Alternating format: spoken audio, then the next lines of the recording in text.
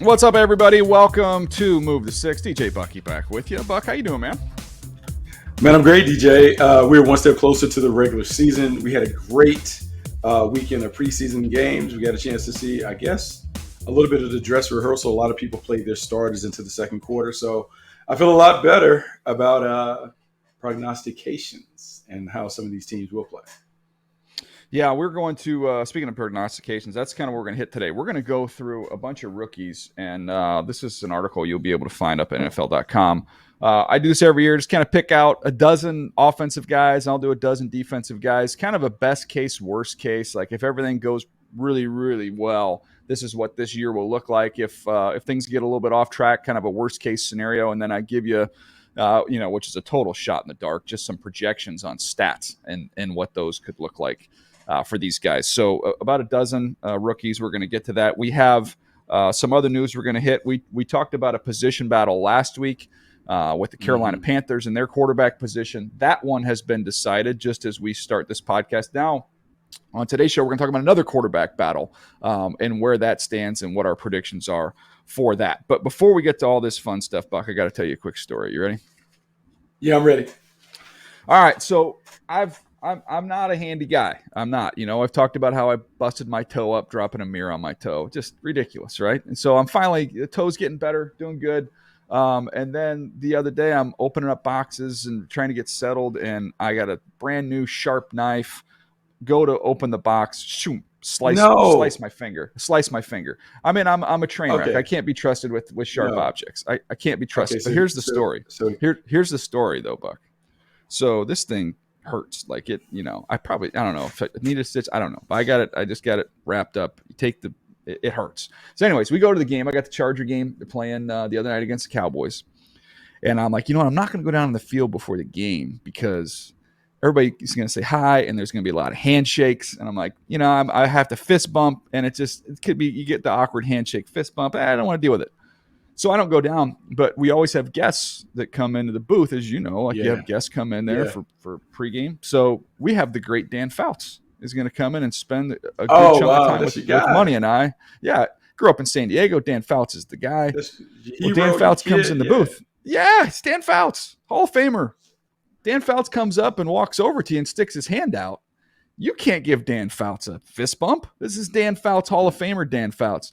So I gave the handshake with like the finger like this and like tried to just like shake it. It was just, I don't think he knew. I think I might have pulled it off, but there was a lot of pressure. That's like you got to react real time right there, Buck. You got to be able to react. You have to be able to react, but I'm going to tell you this.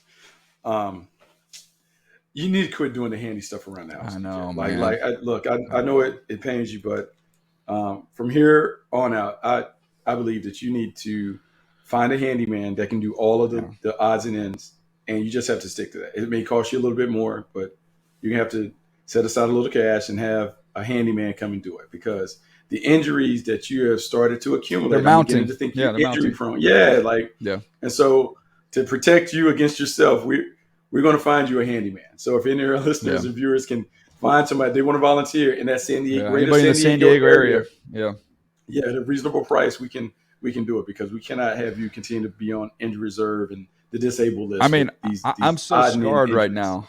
I mean, I get a new T-shirt and it comes with a tag on it. I mean, I don't even want to pick up a pair of scissors to cut the tag off. I mean, it's just like, nope, can't wear it. Got to wait a little bit. Got to get that. Got a little PTSD there. All right, let's jump in and get going here. Let's talk about some of these rookies. Best case, worst case.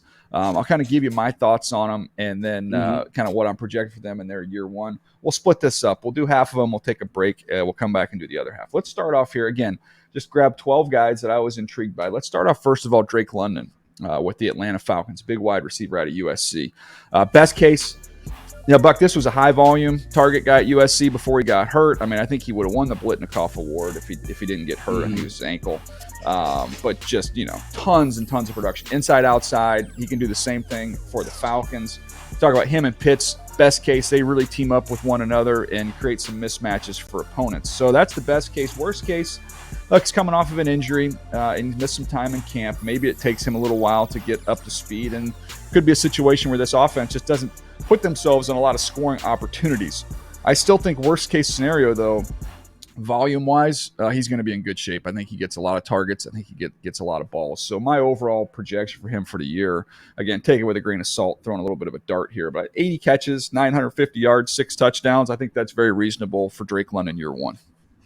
Well, I think it's reasonable because he will, in a way, be their number one receiver. You're going to have Kyle Pitts. You would like to think that most teams are going to come in and take away Kyle Pitts and force the ball to go elsewhere. That leaves Drake London with plenty of opportunities if he can win one-on-ones. I think your projection is reasonable. About 900 yards. That'd be a very, very solid rookie season for Drake London coming out of USC.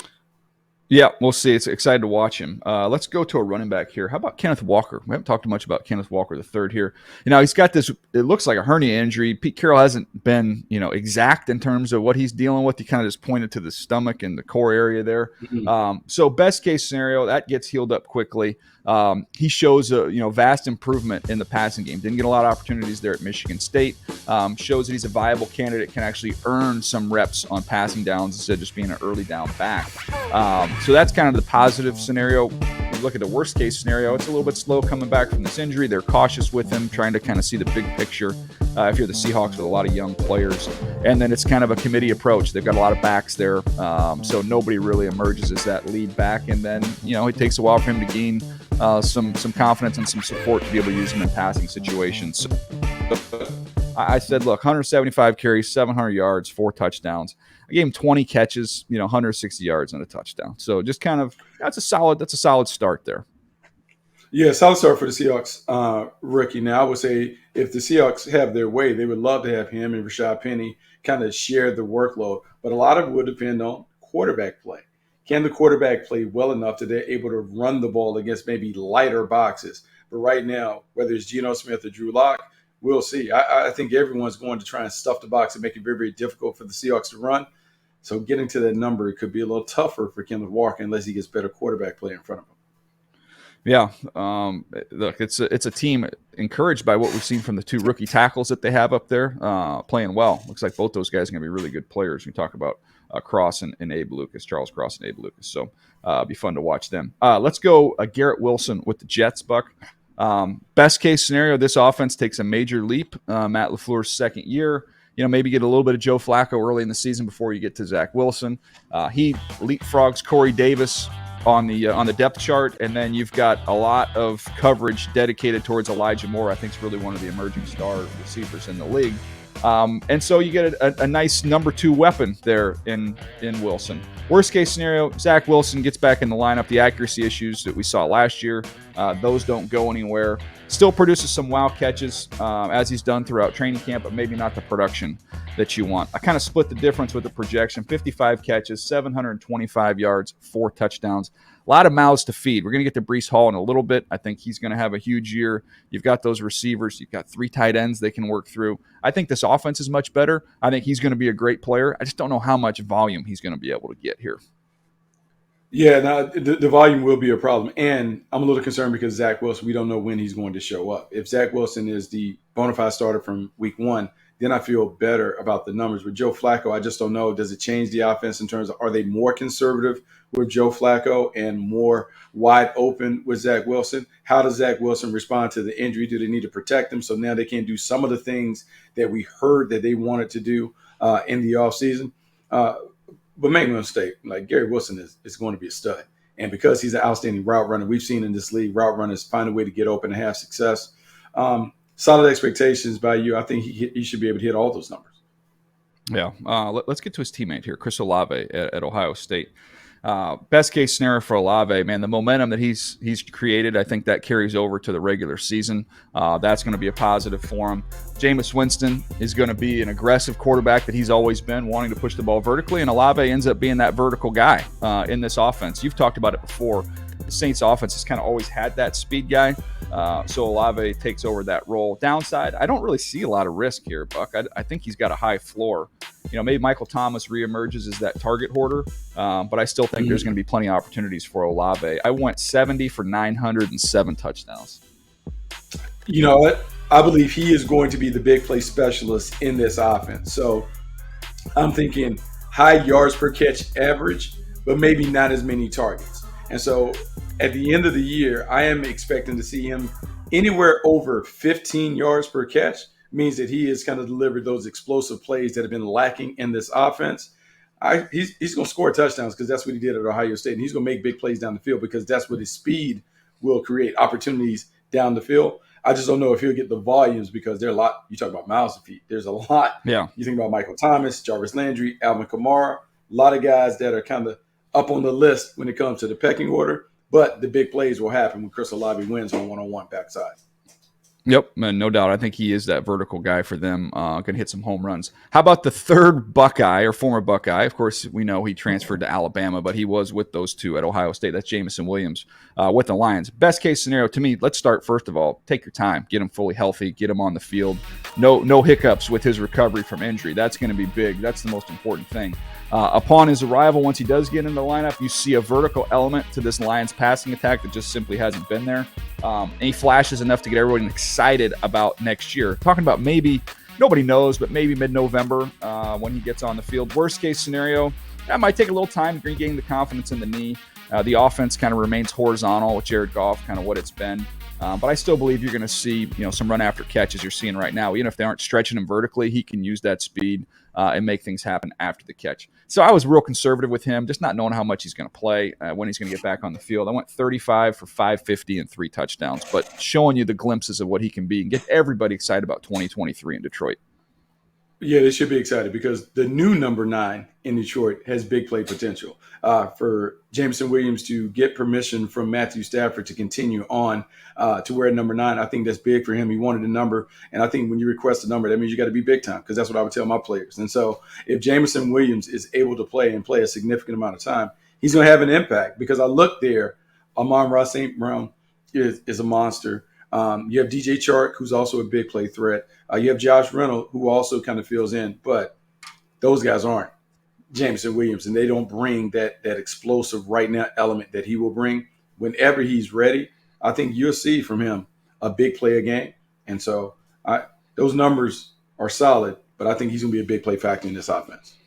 Yep, just a matter of how much we're going to see of him this year. All right, here's a tease for you. Coming right back after this, I'm going to give you the guy who I think is going to have the best rookie receiving year of all these guys. I talked about some big names. This one we have not talked about yet. I am very bullish on somebody in the NFC East. We'll get to that right after this.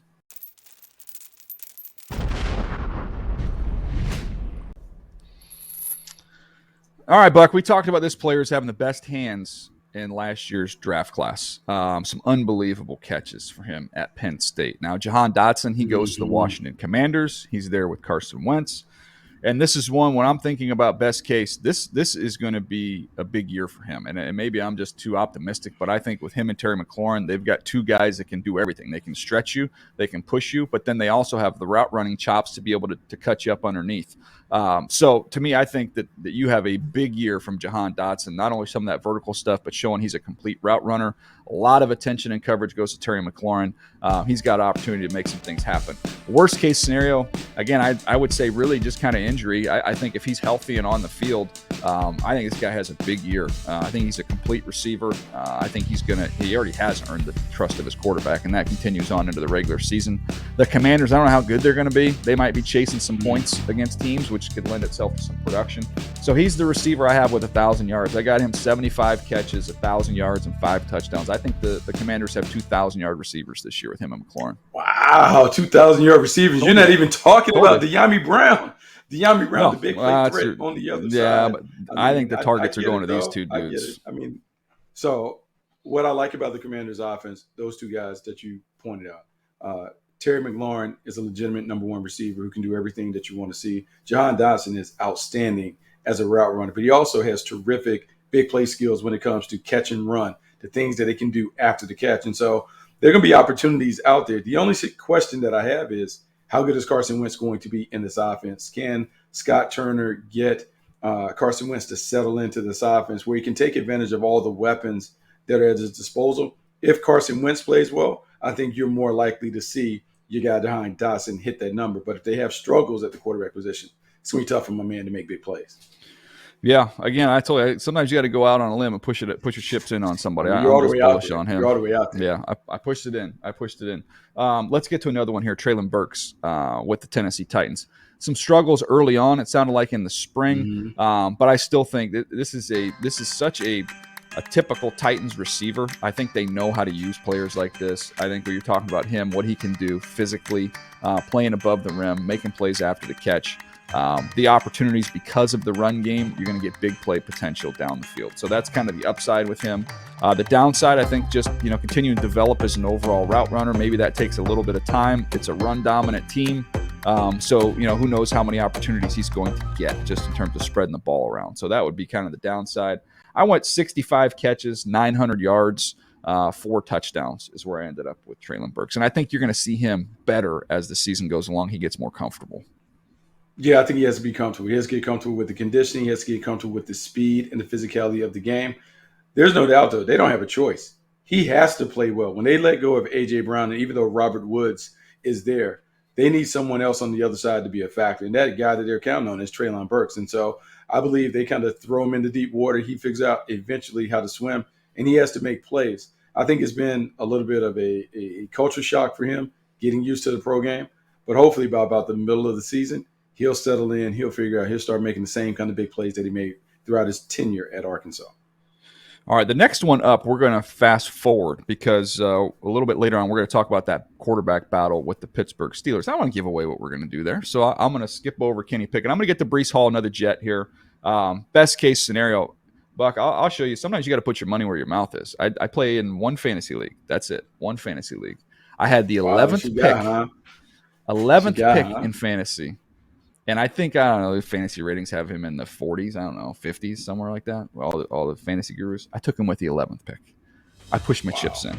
So when you say how much you believe in Breece Hall, that's how much I believe in him. I think he's going to have a monster year. I think he is a stud. I think he's going to emerge as a bell cow back. You can see the burst that he has, the speed.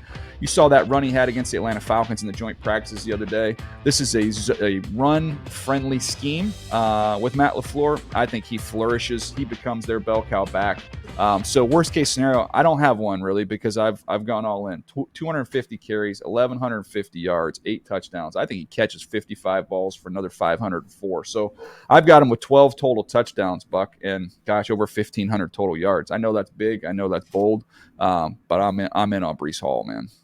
Man, you're all the way in on Breece Hall. That's offensive rookie of the year type numbers. That's what he's going to be. He's going to be the offensive rookie of the year. Just send him the trophy right now. It's over. Oh wow! And looking at him, he reminds me of the Le'Veon Bell that played for the Pittsburgh Steelers in with terms juice. of his ability to run the ball, catch it out the backfield, do a bunch of different things in the slot, out wide in the backfield. A lot of creativity that could take place because of his versatility. He has potential. He has potential to be an all-star. The Jets. I like Michael Carter a lot. Yeah, but Michael Carter's not take over. This dude is different. This is a different animal now, and he's you can talk about Lev Bell and some of the patience and the fluidity and all. This is a 4-3 dude, and you see it once he gets out in the open. You ain't catching him. He's not getting caught. I know, look about the offensive line. They're going to be fine. Their interior is going to be really good. I love the 2 guards that they have. So he'll be just fine. All right, George Pickens, we've talked about a bunch. I don't need to spend a bunch of time here. I think he's going to be one of those top 3 receivers for the Pittsburgh Steelers. Big plays, flash plays. I think that's what we're going to see. We saw the physicality that he had in the preseason week 1. Week 2, the numbers weren't as good. But I think he has a solid year. Worst case scenario, it's just them trying to figure out the quarterback situation, and maybe they don't have as much of a vertical element of the passing game as you'd like. But I think it's a really solid year for him. 65 catches, 845 yards, 6 touchdowns, and really, Deontay Johnson, Chase Claypool, and now George Pickens. I think the Pittsburgh Steelers know how to evaluate wideouts, and I think he has a prominent role for this team. Yeah, having the chance to watch it up close and personal this weekend, Pickens just moves differently. He's just so smooth. It's funny because I can't call him a polished or precise route runner, but he is a tremendous athlete with great hand-eye coordination. And as the number 3 receiver, when you have a big Chase Claypool on one side, Deontay Johnson, who can play inside and outside on the other, it really creates plenty of big one-on-one opportunities, big play one-on-one opportunities for Pickens. and the Steelers love pushing the ball down the field. I think they're going to find a way to make sure that this guy gets the ball and gets the time. Yep, I'm with you on that one. Let's go a couple more here. Skyy Moore, again, just a lot of pieces to fit into the puzzle there with the Kansas City Chiefs. I think he's going to be somebody you can plug into the slot. You can probably see him carry the ball a little bit too. Best case scenario, I think you see him grow as the season goes along, and I think you're going to see some run after catch stuff that's big time from him. Worst case scenario is just, it's just a lot of other guys are trying to incorporate. So maybe takes a minute for him. I still think you see him turn it on at the end of the year. 55 catches, 700 yards, 5 touchdowns, where I went with Skyy Moore. 2 Ys, Buck, 2 Ys. 2 Ys. And, the reports coming out of Kansas City, I don't know if you had a chance to watch them completely slice up the Commanders when the ones were in. Like, everyone is worried about how are the Kansas City Chiefs going to live without Tyreek Hill. They'll be fine. They're going back to some of that old school West Coast offensive stuff. The system is going to create opportunities for these guys to get catches, and they're good enough. Skyy Moore, though, his run after catch ability could separate him a little bit from Juju Smith-Schuster and some of those other guys. This offense is going to roll, and he's going to be a major part of that. Yeah, no doubt. Last one here. James Cook, running back for the Buffalo Bills, one of our favorites. We love the fit. Talk about an offense, just open it up. Holy moly. They got after it. Somebody must have said something. I don't know what happened there, but they got after it a little bit in their last preseason game. I don't know what got into them. But anyways, James Cook, they've got a nice little trio of backs now in Buffalo. You think about Moss and Devin Singletary. Now you throw him in the mix. We've talked about what he can do in the passing game. To me, that's best case scenario. He really emerges as a pass catcher out of the backfield, and he's going to hit some home runs in the run game. Worst case scenario, they just have been allergic to running the football in the past. I know they've given lip service. They want to do it more. They want to be more committed to it. Let's see if they do. It's got to be awful tempting when you've got Josh Allen, a superhero back there. Almost feels like a wasted play when you turn around and hand the ball off. But I think we do see Buffalo run it a little bit more this year.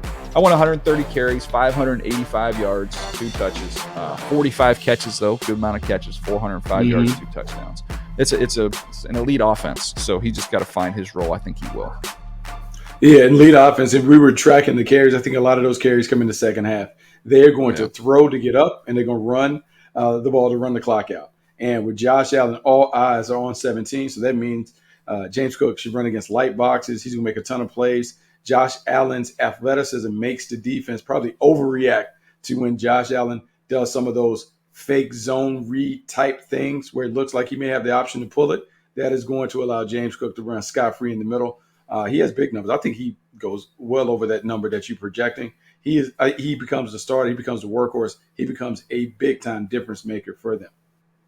Yeah. No, look, Devin Singletary played really, really well down the stretch. So it's just going to be a matter of, how they want to divvy those carries up. I think they've got an interesting combination of skills with the guys that they have there. All right. We're going to take a quick break. We're going to come back. We teased it a little bit earlier. The Pittsburgh Steelers quarterback battle. Buck, you got a chance to see this one, what this looks like. We're going to talk about your former Tar Heel and his chances of holding on to that job with a Pitt Panther charging hard. We'll get to that right after this.